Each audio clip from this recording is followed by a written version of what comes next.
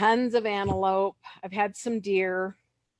And then we're supposed to have bobcats out here, which I've kind of seen a reflection of, but I've never seen a real one. I saw one on the road off the side, and I had to stand there and go, now, is that what I think I saw, or am I seeing things? Wow. So, I actually have bobcats in my area, which is surprising because I am not rural at all. I'm suburbs. we got them out here, and they climb up in the trees, and then we have, of course, the huge owls. We have owls that are like 3 feet tall, and that's Well, what gets my chickens. better than rattlesnakes, though. I will take that any day to rattlesnakes, which I have not seen in about 2 weeks, 3 weeks now. Let's knock on wood. I've got real wood I'm knocking on for you. Oh, there's the real wood. All right. Okay, so we are officially live on Facebook. So hello, everybody in Facebook world. Welcome, and hello to Bianca. I hadn't seen you when I jumped over to go live. So welcome to today's Friday version of Beyond the Cloud. Hashtag Freestyle Fridays. Hashtag unscripted fun, where anything can happen. So I will go in a moment to put the link in. I already put it somewhere on the group, but I'll put the link back in for anybody who wants to join us live on Zoom. Otherwise, feel free. If you've got any questions or comments, feel free to type them in. I'll be watching through my phone as well and trying to respond to there. So let's start off today.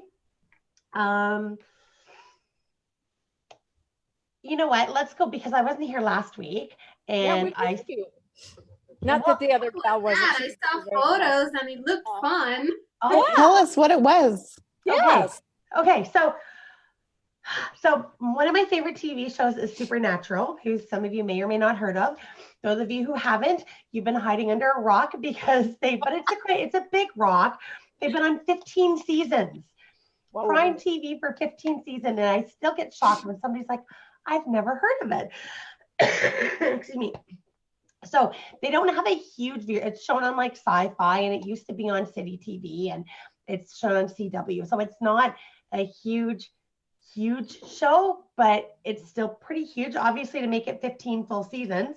And I started watching it because one of the main characters has been my TV boyfriend for like 30 years. So I used to watch him on Days of Our Lives. So he played Eric on Days of Our Lives, and then did a stint on Smallville and Dark Angel, and I think One Tree House, or one, I don't know, whatever that show. I never watched that show. And then all of a sudden I heard he's getting his own show. So the other main character on him was from Gilmore Girls. So a lot of people would recognize him from Gilmore Girls.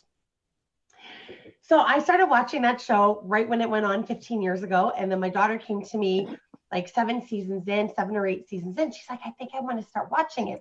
And she was 12. And it is basically kind of like a little horror movie every week, dealing with like old wives' tales, like, you know, type of the old, remember the old stories that you guys would say were like around campfires or stuff, trying to scare each other when we're all kids?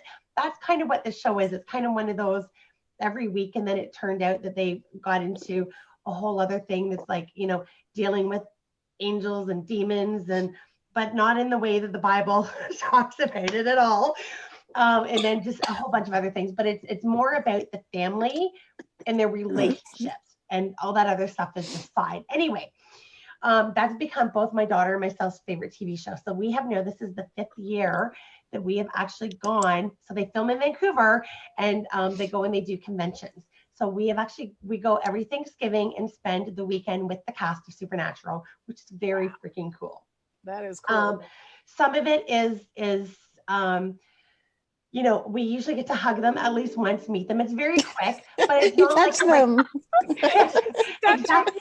And I'll tell you, these guys are like awesome. They're 6'3". Jensen's 6'3", and Jared's like 6'4". And when I first met Jensen for the first time, so he's the one I've been like. They're not hard on the eyes, that's for sure.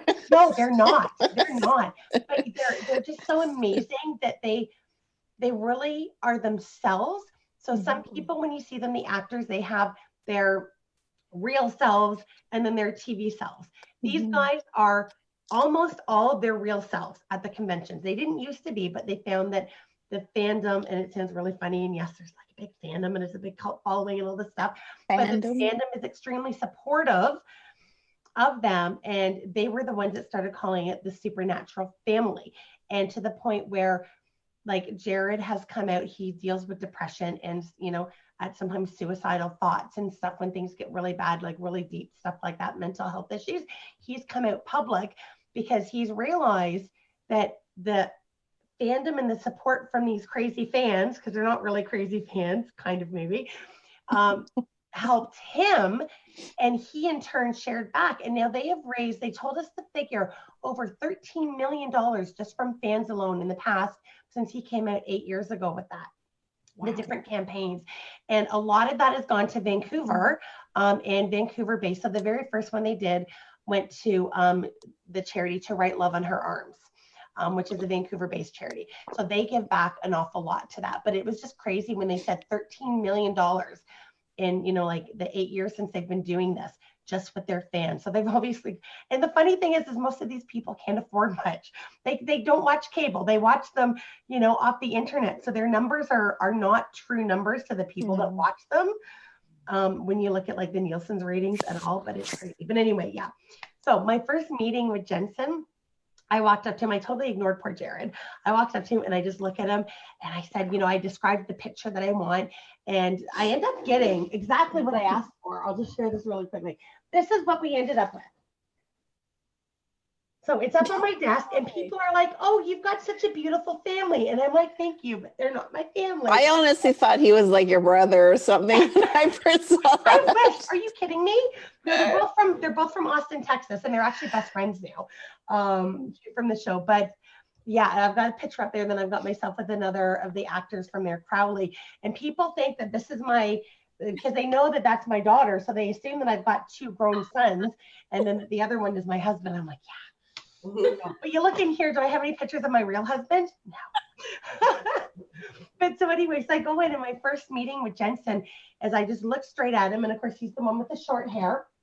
And I said, like, I want us in the middle and you guys to bear hug us from this side. And I explained it.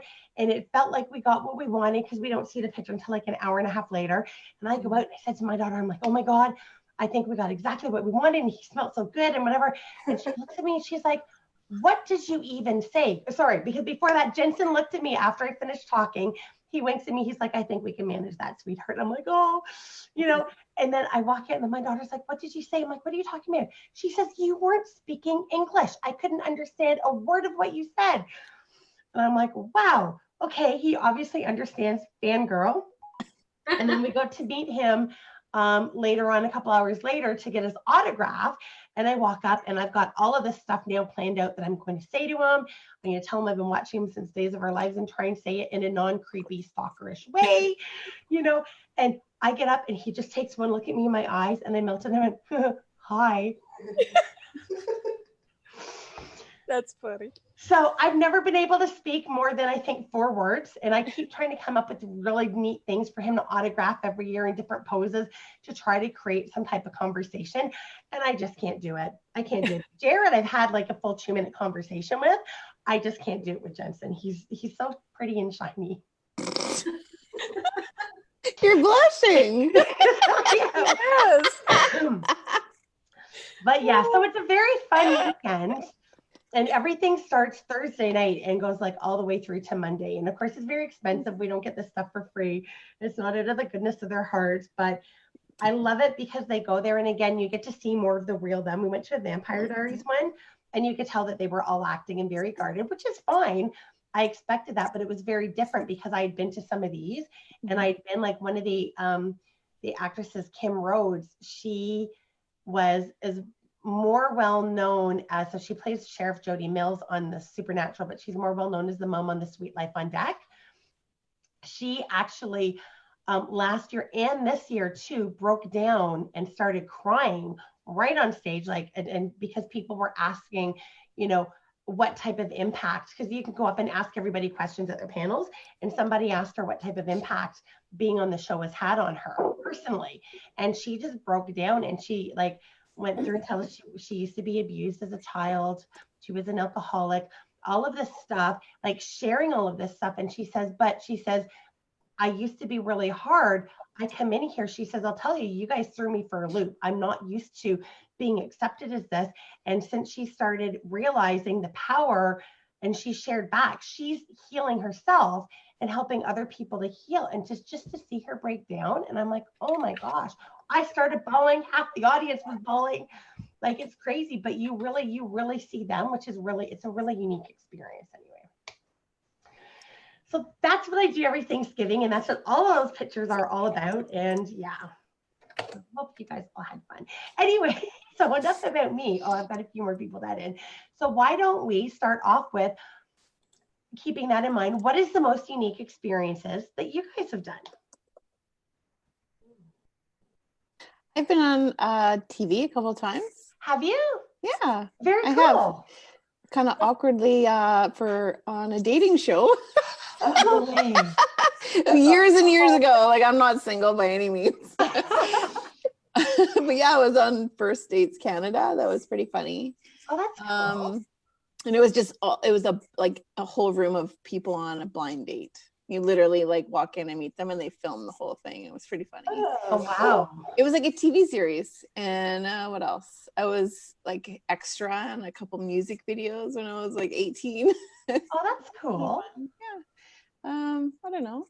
I'll have to think about that though. But those are my two kind of top of my list sort of thing. Those are really unique experiences. I haven't done either one. So there we go. Yeah. And it's not like I ever like sussed out any kind of career. Like, I was literally picked out of like public for all of those things. So it wasn't even like they weren't like on my list. That's not what I want to do or be. Like, there's no limelight that's in my career. But yeah, like it was pretty funny. That's still really that's still something really neat to be able to experience though, right? Totally. It really helps you get over those fears of like presenting and talking. Like, a lot of us, are starting to do in our careers, and, educating and just having the ability to not be self-conscious in front of a camera is huge. Yeah. So yeah, they really helped me with that. So that's good. Very cool. Mm-hmm. Awesome. All right. Who's next? I would say one of the top of my list was playing in the World Series of Poker. Yeah, that was pretty dope. I was like, yeah. That's cool. That's cool. Yeah. And you use a lot of, and if it's okay, I hope you don't mind me saying that, but you use a lot of the poker skills because you kind of share that out in things. You use a lot of your poker skills in your business. Yeah, and vice versa. Yeah. So it helps you be a better negotiator, and you go in and negotiate on behalf of your clients sometimes, to get really creative with your things. And I love that. And that's great that you can take something that you enjoy doing. And you're right, that's really neat. I went in once and I just got so intimidated. I'm, the best. I've got my Facebook poker, Texas Hold'em, I've got like $8 million. I rock on that, but to go in and do it real, I went in real and I just walked away because, again, I just got like overwhelmed. And I started I don't know, it was almost like I had Jensen right in front of me again. And I dropped like $20 like that and I walked away. I'm like, forget it. I can't get my, so I just stick to the poker machines. You're right. It's one thing to show up in the task or the event that you're doing. It's another thing to have your brain still function, because that's really hard to maintain that strategic mental like clarity. Mm-hmm. Yeah. So that's awesome. It's super awesome. And I'd love to watch you. One of these days, I'm going to watch you in action. Well, wait till I'm on TV, then you can all watch me. Yeah, absolutely. We will. Let us know when. Yeah. Final table, one of these days. Yeah, absolutely. You'll have a huge cheering squad for that, for sure. All right. So who wants to go next? I don't have anything. I'm sorry. I'm just dull. You're not dull. You have such a cool backdrop. Look where you live. Well, maybe that's it. Okay, there's my highlight there. There's one of my many storms that I've lived through. How's that? But, Well, I would say unique experiences like beating up a rattlesnake with a baseball. Yeah. Not many people can check that off their list. I don't know anybody who's done want that. to check that off their list. There's a difference between wanting to do And needing to. and then fighting to get out your front door because you gotta go somewhere. Those are two, different scenarios It's there. still unique. We didn't say it was good unique. No, It's a I unique don't know experience. anybody else that has to deal with this, but me. Yeah. Right. Yeah, and then explaining the shovel at the front door. Most people just don't understand. Why is there a shovel in your house? Okay, let me explain this once again. Yeah. May so- not have seen the rattlesnakes as you came up, but trust me, they're there Yeah, sometimes. They're And watching. well, and then I don't let people go out without assistance. Right. I have to grab them and say, you've got to look for snakes. And if you don't, then I'm going to lead you out the door and look for snakes so you can get out safely. And especially if they bring their dogs with them. That's Right. always a Oh concern. yeah, I'm sorry. I would not put my dog against a rattlesnake. No. So that's another thing. So No. there's my highlight for the day. It's still unique. It's different. Yes, very, very different. And Jessica. Well, right now I cannot really think of unique experiences, but usually what happens is what is unique to others is par for the course for me. So people go, wow, you did that? So I guess off the top of my head, I've been on TV several times for various reasons.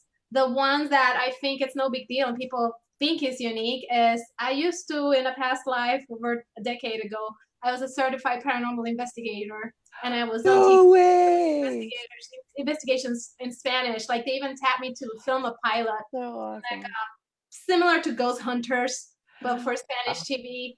And I just realized that, yes, I love investigating. I hate TV. I do not want to act for the camera. There's nothing going on. Don't tell me I need to look shocked, Right. Oh, because it was paranormal stuff, so you kind of have to create an Exactly, intensity, because and it's not engaging if you're just there in the dark and nothing is happening. you have to you create can't it. Yeah. make it happen. So right, you've got to, okay, if nothing's happening, then start to act. That's actually that's very cool. But did something happen at some point? Not when there were TV cameras on, but I have been on some investigations that I approached the field with a skeptic mindset. I'm like, I don't believe in this stuff. There must be a scientific reason. So that's how I got trained, got the certifications, and I would show up with the equipment trying to find evidence. Most of the time, I was able to debunk it. But there was one situation in one house that to this day, I'll be like, yeah, I cannot explain that one. And I will tell you, well, it did happen. And yes, that was creepy. And maybe what some people say is not so wrong. Wow. Eek. Well, it's funny. So at Supernatural, so do you watch the show Supernatural? I watched season 1 way back when I was single in Miami. I didn't really have cable. I barely watched TV. So I caught a few episodes here and there. But back then I wasn't so much into TV to continue watching. Right. Then I forgot it existed. Then I became a mother, and being stuck at home with a child, then you suddenly have time for TV. But I felt like I had too much catching up to do. I don't have that binge watching muscle that some people do, where they can watch 10 seasons at once. That felt too daunting.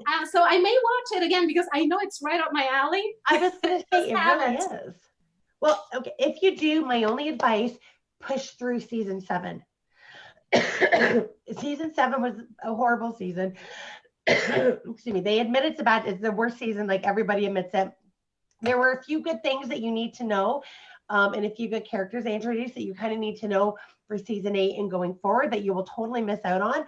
But just push through. Don't stop. Just push through, because season 8, it totally refreshes all new writers and whatnot. But what's interesting though is one of the characters on Supernatural, or one of the actors, he played Ash. He was there. So his name is Chad, and he was actually there. And I didn't realize this. He was right into the Supernatural. And he, again, does some TV shows of the paranormal, the investigation as well. So he's certified, again, all of that. And it was really weird because when he was coming up on stage and talking, the lights started flickering, almost as he came in the room. And we're like, oh, okay, you know what? No, something's got to be so it's either something was there or somebody was trying to make it seem like something was really going on, because it only flickered when he was in the room. They dimmed down. It was just really, really weird. But Interesting.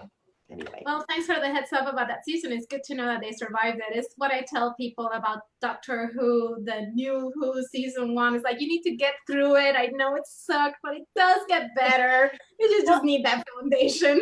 And that's it. And if there wasn't 2 or 3 key characters who got introduced in season 7, I would just say skip it all together. Just skip ahead to season 8. But there's some key stuff that you really need, but just push through. It's like the 7th inning stretch, right? Just, which is funny that it's season 7. And as I just said, that was their seventh inning stretch. Just keep It's a very mystical number for a supernatural show. By the way, before I forget, Andrea, that mug with the cat, is that a Hocus Pocus mug? It's just a mug with a cat. Okay. It looks a lot like this mug I've been coveting from the movie Hocus Pocus. I love that movie. Cat, this is Binks is my boo. And I saw that. I was like, is this a sign that I need to finally buy it? Because every time I go to the store, I want it. And I keep telling myself I have no need for more mugs. I don't have room for more mugs. It's a sign. You best get it. I'm a bit of a crazy cat lady. So am I. Awesome. So I don't know, Leanna and Diane and Suzanne are not on. So if you guys would like to come on and share your most unique experiences, feel free to do so. If you would like to still sit in the background, just feel free to do that too. I'm actually just going to pop on. If anybody out there is watching and wants to share, I'm just going to look right now because I haven't looked yet to see if anybody's got any notes on here. So let me see if they've got anything to share. Oh, Sarah says, hello, everyone. Happy Friday. And that's it. Nobody has anything exciting to share yet. All right. So I guess let's just dig right in. Did anybody like have any other questions, any topics that they wanted to talk about, to throw out there? Well, while everybody's waiting, I actually will give a quick update because I told you 2 weeks ago I would update you on our moving. Oh, yeah. That's not happening like it was supposed to now. Oh. Lots of interesting things have happened. I went to, we couldn't get the space. So then we went to look at another space that we had looked at before that's all choppy and it's in offices. And we thought, oh, great, we'll go in, we'll get different offices. But he wanted more for it. It really needed a lot of TLC. There was half walls that needed to be brought down, a few other things. And when we first talked to the landlord or to the sales agent, he said, you know what, if you sign into a 10-year contract, and this was only a few weeks ago. I mean, this has all happened within the last month. We said, we signed into a 10-year lease agreement, they'll pay for the renovations, and it was $10 a square foot. All of a sudden now, when we go back to look, he turns around and emails back and he says, well, I'll give it to you 3 months free so that you guys can do the work. And I'm like, the work is going to take 3 months as it is. And we have to pay for the work. And it's a $12 a square foot. So I'm like, okay, done. Oh, yeah. He underestimated the wrong personality type to deal with. So that's like to me saying, oh, something's stickered at $2.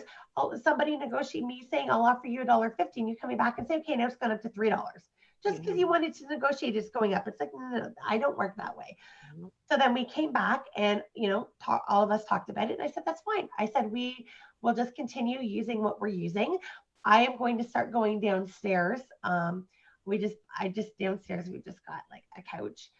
It's just a downstairs TV room where we've got again, a couch, a TV, a little fireplace, and our workout equipment. And I just ordered in just a table that can easily slide under because it's like a 2-person couch that's downstairs. It's my husband's couch, which is the man cave, but it's like a recliner. So I can just pop this underneath the recliner, pop my laptop on it. It'll be nice and quiet. Liam was going to go over and work out over there of just offices, because that's the biggest thing. We find that when we're doing our recorded calls, there's a lot, especially on boot camp. So, and then Sandra can kind of keep this, and then Liam would work out of the other office most of the time. So then Liam went over, she says, hang on, there's some really small offices, like 200 square feet. Maybe we can try and get one of those. So she went over, and it was funny. As soon as she says, nope, Tanya's not interested, he started negotiating backwards. Well, what if we go ahead and we go and we do the work for you? She's like, no, we're done. We're done. Well, what if we throw in this? No, you don't understand. We're done. We've moved on. Tanya's realized that that's just more money that we have to pay out and more overhead we have to worry about. So we now ended up for $274. We've got a 250-foot square office over there. So we're going to have a satellite there, satellite here. They're picking out furniture right now over there, and he's got to clean it. He's giving us all new flooring. It's be fully furnished and move in. Leanne will be there permanently. I'll be here permanently. And then there's a separate desk so that we can take, you know, one of the girls here, we could grow in. So that'll give us 1, 2, 3, 4. We could grow to 7 people if we wanted to, but enable Leanne to, again, because her and I are both, we've got the loud voices. So yeah, we can do that. And we've completely changed it. Now we're only into another $274 a month. Nice. So yeah, it's worked out really well, but it's funny. He's come back and he's like jumped on this one right away because I guess he figures if we don't sign on this, he's going to lose us again. So, so there's the update on that. Oh, can one of you girls call Holly, please? She sent a text in here, and I was already on the call, so I texted her back. So something to do with the knit.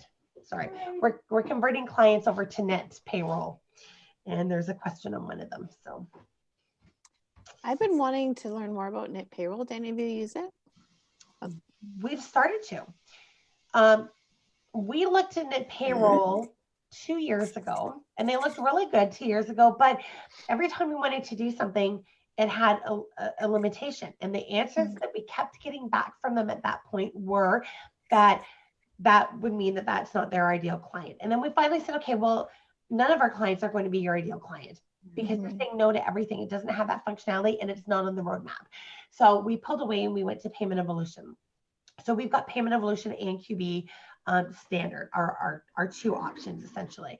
And so now knit has come a long way. Sherilyn Mathers and I had a great big conversation about knit and what it's got, and their free plan, or that plan that was their free plan, they're adjusting their prices.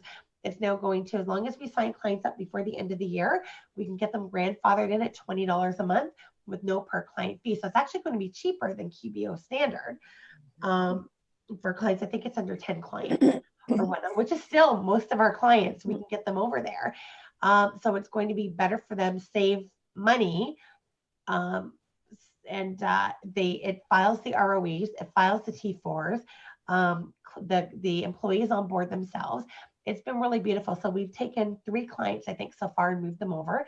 And we felt it was worth it for us to do it now before year end, even issuing the ROEs for the change of payroll providers.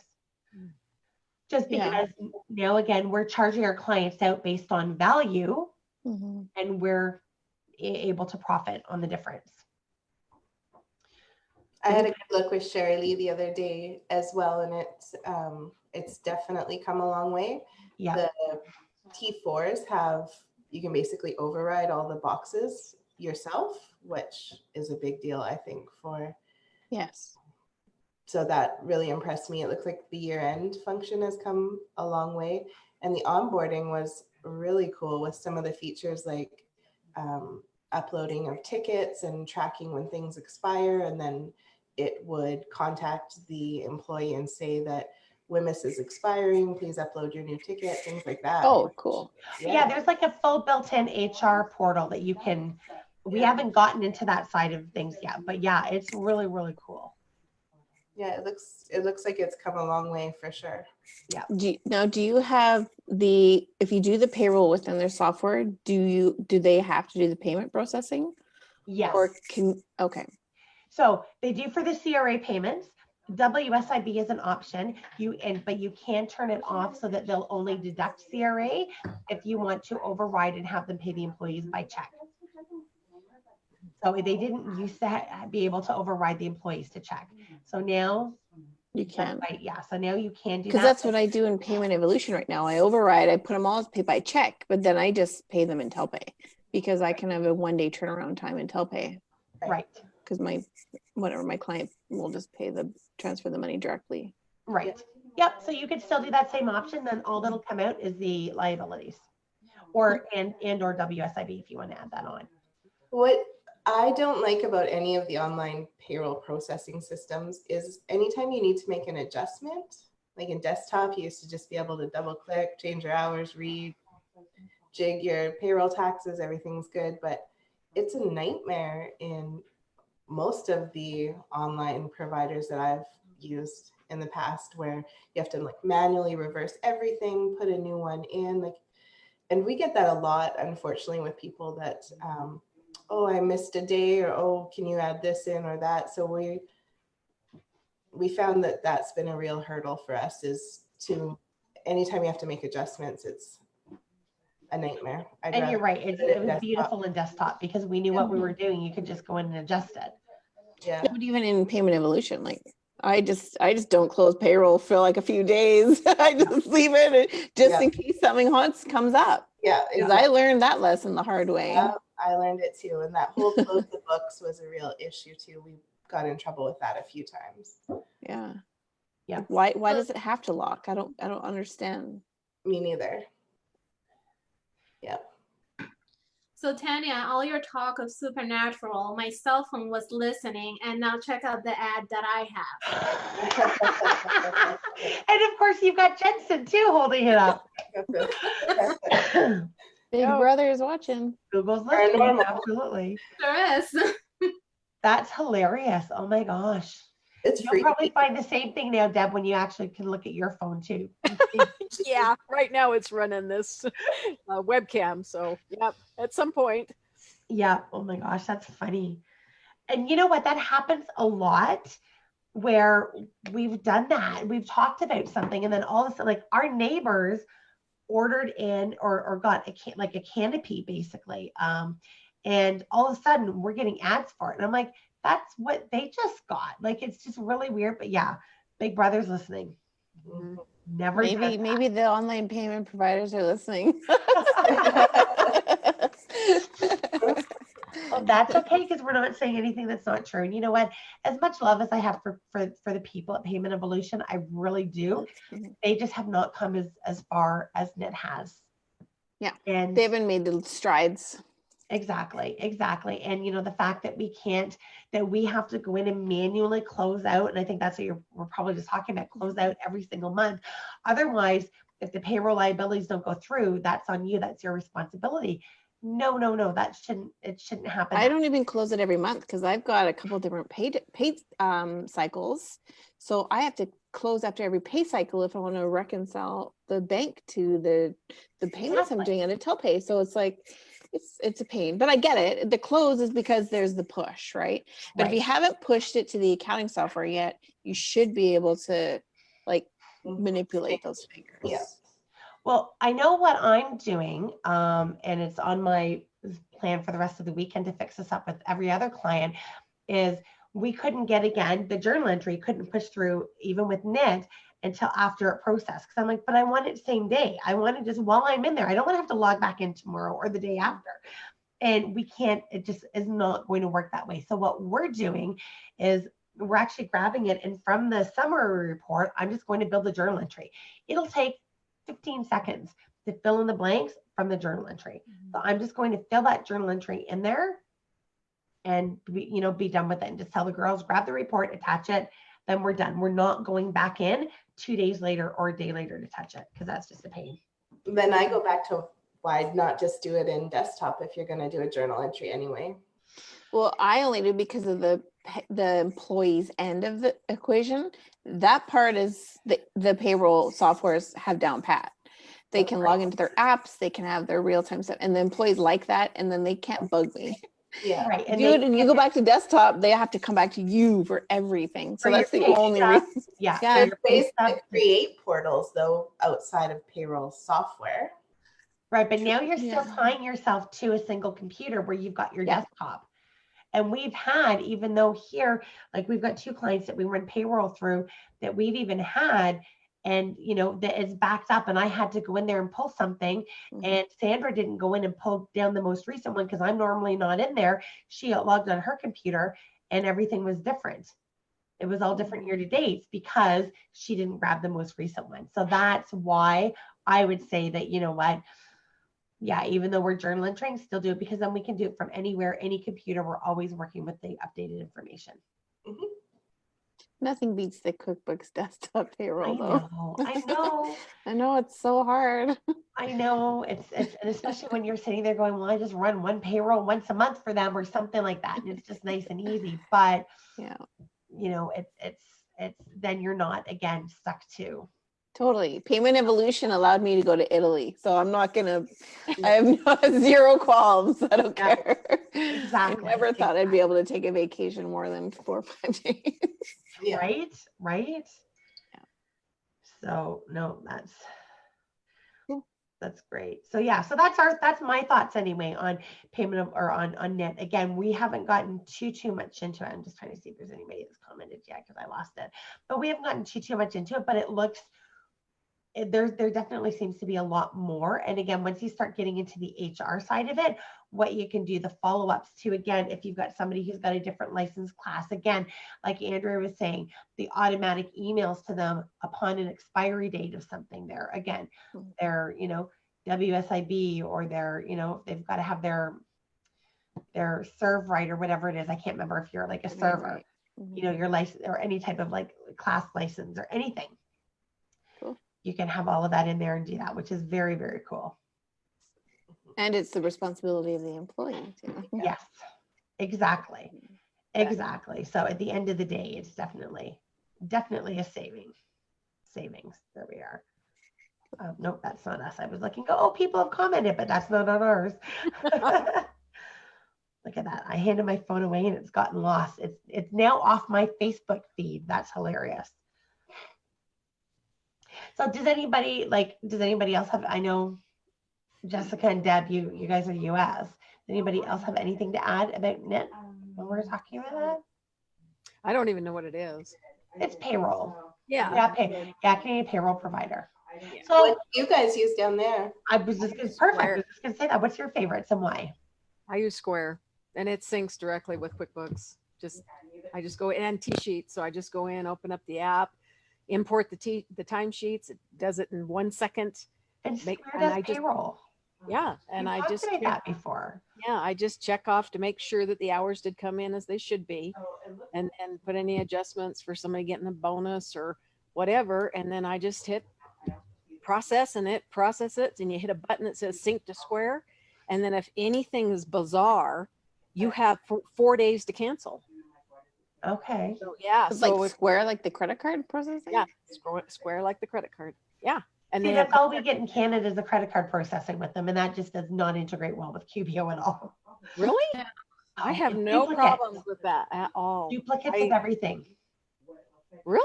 Golly, yeah, I don't have that at all. Yeah, I sync it with QuickBooks on every client that I have that I use Square with.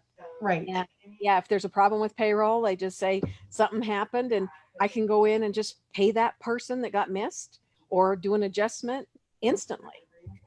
Yeah. And Square does everything at year end and quarterly taxes, and actually files URTR1s for Colorado, which QuickBooks does not do. Right. Yeah. That's annoying, but yeah. So that's who I use, and Gusto and ADP and Paychecks, but Square is my favorite. Right. And who's your favorite then, Jessica?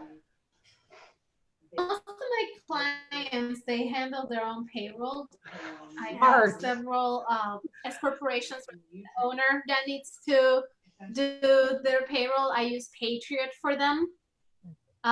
In terms of the other one that I handle, Gusto is okay. I'm still not sold, as in, if I had a new client, I don't know, that's who I would set them up with. But for when it's a DIY minded entrepreneur, it's a good option for them.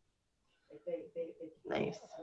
That's smart to have them do most of it, because then you're not stuck to these schedules, because some of them have such a tight turnaround time.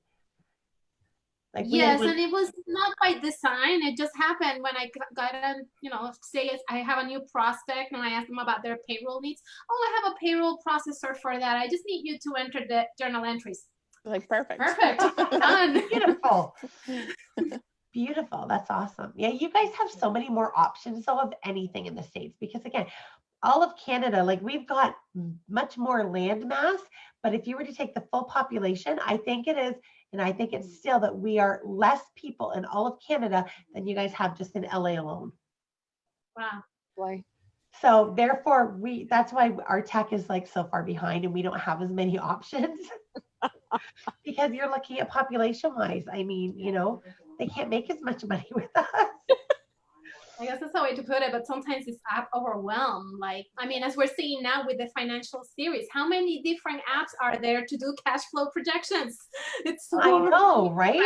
Narrow down and choose. Same with payroll. There's so many different processors, and they all have their strengths and weaknesses, but it can be hard to figure it out without wasting the time doing demos or asking the questions. So in Yeah. a sense, I'm kind of jealous about you guys. I wish I didn't have that many choices sometimes.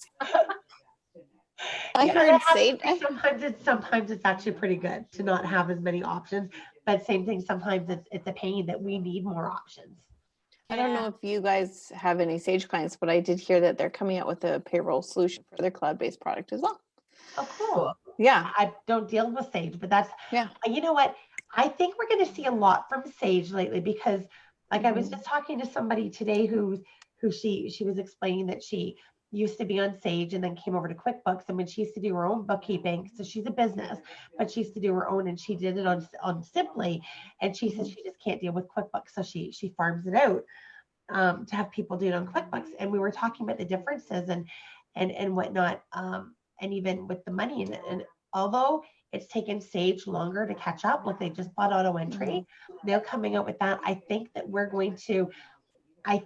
they've done it slowly, purposefully, Strategically, totally. exactly, strategically. And I Mhm. think we're going to see a lot coming out from them. Well, I think the big difference that I see between like Sage Online and QuickBooks Online is like QuickBooks is fine, like having all the apps do all the not dirty work, but all, the pieces, fill in all the pieces, where Sage likes everything in product. So I think they've just been strategically trying to build in product and be sort of more in control of what the connections and where everything's going in the data and stuff. So yeah, no, I'm happy. I was just this week, I went and spoke to all the employees at Sage about this is their new fiscal year kickoff. And because Sage Canada won like the global award for fiscal year 2019 Awesome. for sales and like growth in the entire company worldwide. They've just, Sage Europe and UK has just been like, oh, Canada, you're awesome. Here's all the money. So I guarantee like there's a lot more budgets to spend in Sage this year. So it's going to be great to see what they come up with. So, because it's been slow. It was kind of, we're waiting so long. And then a lot of people had to jump ship and adopt other cloud accounting softwares because there's a demand for it. So it'll be interesting to see this next year for sure. Good. And that's great news for the Sage users. Yeah. And accounting sorry, Deb? Accounting Suite is also asking about payroll today too. So I think they're planning on white labeling in product. Yeah. So Accounting Suite will be adding payroll, which will be great. And you know what? I love options. I love options. I love competition. I think it's a good thing. I'll never use Sage, and I can, and my brain just doesn't think the way I looked at it a long time ago. My brain doesn't work the way Simply does. And I would rather just specialize in one and know people that specialize in other. It's not to say that it's a bad product, because it's not. Same thing with Xero. I can't see myself again ever using Xero. I know people that use Xero. It's funny, they've been hounding me lately. I got like 4 calls in one day, all these emails trying to get me to come to all their road shows and all of this stuff, and trying to get us to come over. And we just said, you know what, I'm not ready. I'm not ready now. I do probably want to start going to the road shows, not necessarily to use their product, but branding, boot camp, like, let's face it, right? Got to be smart about that. But we said to them, like, we're not ready. We're not planning on using the product. So focus your efforts somewhere else. And we were trying to be really nice. And the guy says to Sandra, that's funny, because then he turned around and emailed me and left me a message, and he didn't tell me he spoke to Sandra. So I emailed him back. I said, well, you just spoke to Sandra, and I'm just confirming the same thing she said to you. And he says, oh, I didn't know if you guys spoke. I'm like, yeah, we do speak. Thank you. But he just says, so what's going to happen if you get somebody with Xero? She says, he says, you're not going to do their business? She says, no, we'll refer them on to somebody. If they're on Xero, we have no people that specialize in Xero. We'll refer them, like Jenny Moore's 20 minutes down the road. Like, I'm pretty connected. Exactly. Same thing with Sage or Simply. I'm not interested. They work different. Anybody who works in both knows they work differently. And that's it. And I tried to deal with clients, and especially with clients, it's really hard to get them, if they're used to Sage and they're used to that. I did it once. I will never do it again. Try to convert them over. I have no interest. Good for you though, because good for you for not forcing the conversion, because I see way too much of that. And I've seen so many nightmares and so many unhappy customers. Like the small business is the end user, right? Yep. Or they're the ones that are like the customer here at the end of the day. And I just, it frustrates me to see people force that. So good for you, because Thank you. I would never, I will either adopt what my client's using or I'll refer on. I don't force my clients to move if they're not on board. Right. And I'd rather not adopt, because I would rather all of us just be excellent in one and know one inside and out. And but that's it. You're right. There's nightmares with that, whether it be, so the only time I will, and because there's twice since that we've done it, only because they've had nothing to do with their books. We did a trial balance import. They didn't want their historical data. They never even touched their books, and they were never happy with the way the reports looked. And they, and they wanted a cloud solution and to get into there. But that's a lot of conversations of me saying no before I convince them to say yes, because just simply because of that, there's just so much. You know what? If you're there, stay there. I got lists of names of people that can do you justice and help you with that. Mm-hmm. So, yeah. So, yeah, it's too bad more people didn't think that way. Yeah. Well, they probably will learn the hard way when one of them goes wrong. Well, and that's what I learned. It was one of the first ones. And again, I'm like, oh, no problem. And we moved over. That was still even before QBO. I moved him over to QuickBooks Desktop. He didn't like the way the reports looked, and he was constantly, and he was a year, and he ended up going back to the old bookkeeper and going back to Sage.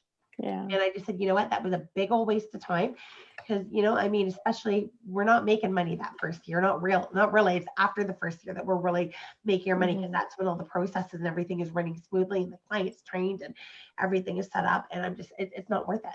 The frustration for me, that client leaving, I don't want clients to leave unless I'm firing them. And I don't want to fire clients. I want to be able to pick my ideal client. It doesn't happen all the time, but it's just, so I learned that. Hopefully other people learn that too. I exited with a client. This last Tuesday was my last day with them. I kind of gave them notice. Well, like last May, because they were in a desktop product. So I was like, last May, I'm like, okay, come the fall, come September, that's it. I am not driving here. So these are your options. They are like, we'll move to the cloud, or you'll hire someone else. And they're like, okay. And then they're like, well, it's a not-for-profit and it's very small. It's like 3 hours a week. And I was like, I'm not coming here. Like, this is ridiculous. It's not worth my time. So they're like, this girl steps down off the board and she's like, okay, I'm going to learn the books. I'm like, good luck with that. But okay. She actually is a professional. Like, she's just been on maternity leave. She's been raising kids, whatever. But she knows finances. Okay. She doesn't know the software though. Right. And I was like, okay, well, maybe you can do the day-to-day stuff or the scanning, and then I'll just, do a quarterly or monthly kind of review, and remotely though. And then she never showed up for any of her training.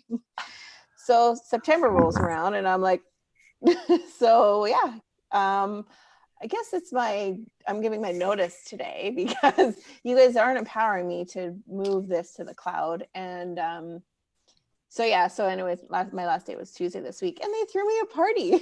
No, like they were so grateful. They were so sad to see me go, and I left on a really good terms, obviously. Like I've been doing their books for 14 years, right? They were that grandfathered in client that you made all the exceptions for. Yep. So I have relationships and friendships with all of them, and they're so amazing. It's the board of directors that keeps turning over that I'm just like, not so much. Right. So all the staff and employees that are on site every day, they had this big luncheon for me and bought me gifts, and it was so nice. And I was like, awesome. I'm gonna miss coming here now. It was like this bittersweet thing, but yeah. Anyway, so that was. It's hard when you're, again, 14 years. That's a long time. Same thing. Like there's, my only one that I go on site, and it's, again, it's like 3 hours a week. So basically I have every Thursday blocked off, because I go to my chiropractor, then I go there for 11. I'm home anytime between 2 and 3. So I really can't book anything. And because it's every second Thursday, I don't want clients to get used to, oh, you're here this Thursday, why aren't you next Thursday? So essentially I just say I'm not free any Thursday, which is kind of nice, because the opposite Thursdays are open, but it puts a kink in the day. But I enjoy going there. They're only 3 blocks away, so it's not a big deal. If they were further, I might do the same thing. But you're right. It's hard, because you're part of the family. I mean, I've been working with them for 10 years, and they could, I've been longer than most of their current office staff. Yeah. Wow. So it's. Yeah. it's nice when you've got clients like that. But you're right, you've got to do what you've got to do. And if they, like say, if they were further away, I might feel differently. I heard they hired well, actually I saw the resume of a new girl they hired and she's a CPB. So that made me really excited. I'm like, yes, good. Somebody who's going to know what they're doing. They recognize Obviously, they might not know the workflows. I didn't actually recognize her name, so I was going to actually look her up. But yeah, so that was exciting. It'll be easier to, coax her through a few steps. But she was willing to go in. She lives nearby there. And so it'll be a perfect fit. So I'm glad. Oh, good. Yeah. Good. And that's good that they recognize, the designation, the importance of the designation. That's awesome. Yes. Well, I educated them. If your mother was actually listening and able to, well, she may be listening, but if she were able to respond, yes, she would be all over that. They were her client before me. So they've been with like the Mueller clan for probably 20 years. Yeah. Right. Oh, wow. Yeah. Wow. So that would have been really hard to let them go then. Yeah. And it was a school. So, they have a lot of pieces and a lot of kids and a lot of moving parts. So you don't just end up being the bookkeeper when you're there, that's kind of another reason why I really needed that to end. You just assume way too many other responsibilities because we're all problem solvers. So guess what? Like, yes, we're all bookkeepers, but at the end of the day, we all have logical minds where we're easily able to process and solve solutions in a lot of different contexts of business. So I found when I was there, I was like, oh my God, that's painful trying to watch that person even doing that. So I would just be like, can I just do that? I can get it done in like 5 minutes and then we can just move on and I can get the figures or answers that I need. And so I found I was doing way too much of that. Yeah. Yeah. You need to go and charge them like a business consultant rate. Yeah. Well, now when they need me, I will be. Yeah. And I guess Jessica and Deb, you guys are both 100% virtual, aren't you? Yep. Yeah. And I wasn't always virtual from the beginning. So when I did the transition, it was take it or leave it. If you don't want to join me in the cloud, I wish you well. And I did have some longtime clients that fought me. One of them, this is tying back to the earlier conversation about forced conversions. I didn't want to convert him, but he didn't want me to leave him. So he wanted to go into QBO just so that I could remain his bookkeeper. And I told him no. We went back and forth about it for months. Finally, I said, fine, but if you regret this, you're going to have somebody else catch up your desktop because I'm not going to be doing 2 sets of books. Well, he tried. He gave it 11 months. and I told him, like, told you for your industry, this was before projects were there and he needed job costing reporting that QBO just couldn't do without paying at least $100 a month for another app. And it just wasn't in the cards. So like, that stuff was not broken. It was just my focus was changing. There's plenty of other people that could have continued that for you. So yes, I have been thankfully fully virtual since 2016. I still sometimes get people that, try to say, oh, but you're local, you can come here. I'm like, no, there is absolutely nothing that I cannot do from where I'm at. There's no reason for me to go to you other than you're being lazy, and I am not going to enable that. I obviously don't tell them that. Right. I just simply say, no, I'm not doing office visits. And if they really insist, then I'll give them triple my rate. Say, I'll do it at my office for 250, but it will be 800 or some crazy number if you want me to go to your office for 3 hours. So you make the choice, and then the numbers decide for them. It's real interesting when you put it to numbers to when they, for them to sit down and determine what their true value is. What do they value more? Your expertise? For me to go, because I have kids. It's not easy for me to arrange to just go somewhere. Yep, absolutely. And travel time, like, come on, like travel is ridiculous now. Yep. Driving. And in my past experience, anytime I did a house call or office call, they were disorganized. They were not ready for me. So they usually would just point at a box of papers or a stack of mail somewhere and like, you're supposed to figure it out now. Yeah. Whether I work job is administrative, sorting through paperwork, right? Whether I work on site or not, I always have remote capabilities for the accounting software. And I've always made that a rule. So I always, that's why it's always prepared. It's always good. I know there's always like a maintenance that I can do from afar. Right. Yeah. So smart. And then Deb, you've always been virtual?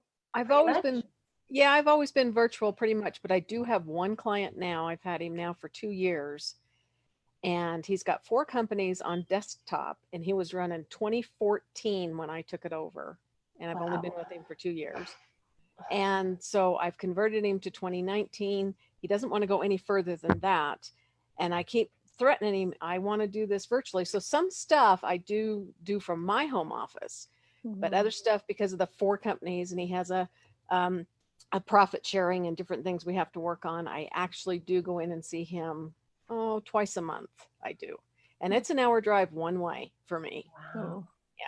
And And I do you also, charge for that travel time? oh yeah. Oh yeah. And each For time I you. threaten him and say, okay, I don't want to come here anymore, he keeps raising my rate voluntarily. I have had 4 rate increases in 2 years. months because I just Wow. keep saying I am tired of driving in here. But he has great parties, and he invites me to his lunches all the time. And it's like, how can you refuse that? So the only time I leave is when I'm going to this client. So I make it a full trip to hit the stores and, office supplies. I buy everything usually online, but anything I need to just drop by and pick up, or actually mail a letter. That's a novelty for me. Because I do have one client I have to mail a statement to for them. Wow. But, yeah, this is my one trip in. So it's like a 8 to 12 hour day because of travel and that kind of stuff. But yeah, so on emergencies, when he's got, something going on, he's got to get, numbers out to a broker or something, I do it virtually. Jump on, do it all. But to go in the office, because he's old school and he wants checks written and, different things like that. And so I start to gripe and whine and I get a raise. Do you guys, speaking of like remotely and going to clients and good parties, do you guys actually feel like part of your clients' like environment? Like, do your clients make you feel like you're still part of the team? Yeah, he says I'm family. Because I do with mine. I don't think I could do what I do if I didn't feel that way. But when you're completely virtual, it's really hard to feel that. It is. Yeah, I'm really good friends with his wife. We're just one big happy family there, and nobody's, fighting. They're always laughing and joking and partying. And of course, I'm in the accountant's office working away and doing my own thing. And then they'll bring me pizza, and it's like, you guys, I don't want to eat that for one. I got to watch, the longer you sit and the older you get, the more weight you seem to put on. And it's forever. They're bringing candy and cookies, and Christmas is awful because they just load me up with those big Costco. I don't know. Do you guys have Costco in Canada? Those big Costco box cookies. Gift baskets. Yes. And it's like, I'm only this tall and I'm already this white. Just give me an Amazon gift card or something. But no, it's always goodies. And always go into the kitchen, go into the room and get the cookies. And it's like, I don't want to go in there because you've got too many things. I stay out of that. I stay out of their room because it's like they're just inundated with goodies. But this is the only client that I have this with. Wow. Yep. See, it's funny. We do definitely the client that I'm on site. I mean, the first cruise that I went to, I see what they put through. I get more for Christmas from them than their other staff do. Like the first cruise, they gave me $200 US just as like, and I get a Christmas bonus and stuff. But you're right. It's because I'm there.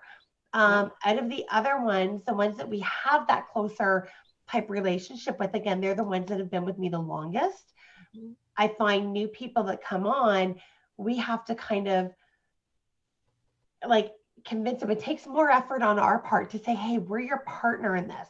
We want to help you. We have this. We're part of you. Exactly. We're an extended part of your team. Use us, utilize us like that. So, we've got this knowledge to be able to help you with this pain point or help solve things. And Leanne just had a conversation with somebody yesterday. Same thing, trying to tell them that because it just seemed like this is literally their last chance. We told them we were going to fire them if they didn't smarten up. Oh, no, she's going to smarten up. She's, and they're, she keeps, standing up our meetings and stuff. And then we've just doubled her price actually more than doubled her price, almost tripled her price, just for the work that's involved. And yep, no problem. And she's still committed and still everything. And, you know, so Leanne had a talk with her and she says, we need to keep these monthly meetings. You need to keep them. We've got like right now over 1,000 items in the ask client list of stuff we don't have receipts for, and we don't have stuff. And it just keeps getting bigger and bigger every month. And we're like, you know, we're trying to help you get into these good habits. You know, we're charging her, I think almost an extra, thank goodness she isn't on here to be watching this, 2 hours a month extra just for like PETA fees. Yeah. You know, or equivalent to 2 hours a month extra just for a PETA fee, just to be able to cover stuff like this and those meetings. And we will get her worked out, but we've said like we need to. And that's what Leanne says. You need to think of us as a part of your team. She says she's canceling because she's having staffing issues. Well, come to one of your meetings. Think of it as a business planning meeting. We're not giving you crap. We're trying to help you clear this up. And then tell us what, you know, what your struggles are. Maybe we can help you with that. That's why we're here. So some of the virtual ones, I'm finding it's taking a little bit more to get them to realize that. And I don't know if it's because they're not used to having that in a bookkeeper, or they're just, it's different because if you were in office and there, they would think of you differently. I'm not really sure. The next generation of bookkeepers are going to have it so easy. We've just like paved this way. We've like know, trained right? everybody, all the business owners. It's going to be the automatic expectation. I don't know though. I think if then it's just a compliance engagement, and it really depends on what you're trying to achieve. Yeah. We have a mix here of desktop and online and virtual and see them. But if there's somebody I'm trying to strategically grow with and, you know, move up together, I think it's really important to have that relationship, whether I pop by and visit their place or have a meeting there, or we're doing online meetings or whatever it takes. But I think it's the difference between compliance and all your stuff's getting done and your deadlines are met and everything's good versus, you know, if you want to up it and have those cash flow talks or just become that trusted advisor, you're coming out of a compliance realm, and really it takes that relationship. And how do you have a relationship if it's if you're not making that contact? Yep. Yeah, but you can still do it like we're doing it, right? Yeah, like employees, like even right now, you see these, you know, new employees that are, or companies that are run by younger generations, and their employees work from everywhere, and they literally will sit with their videos on all day and just jam and work together like they're in this virtual room. But they're wanting to meet. If you've got someone that won't even show up for a virtual meeting, that's totally. But that's why I think the next generation of small business owners is going to want that. So it's going to be so much easier. It's not going to be us like pulling teeth, right? Right. Yeah. Yeah. Anyways, change, that's for sure. Maybe when I retire, those will be the types of clients I'm seeing. Got some years ahead of me. Yeah. It's going to be a different world for the bookkeeping profession, that's for sure. Hopefully there is one bookkeeping profession. There will be. It's defined differently again, right? It's just where, you know, our roles are changing. So. Say no to data entry. Exactly. I'm riding that way. Data entry. Yeah. So, all right. Well, we have gone over. That hour went by very quick, which it always does, which is awesome. I thank everybody who's joined us in person, and I thank everybody who's joined us and watched us on Facebook Live, and who will be watching us later on Facebook Live. All right. Well, thank you, everybody. Have a wonderful weekend, and we'll see you all next week. Okay. Okay. Bye. Guys later. Thanks. Bye, everyone.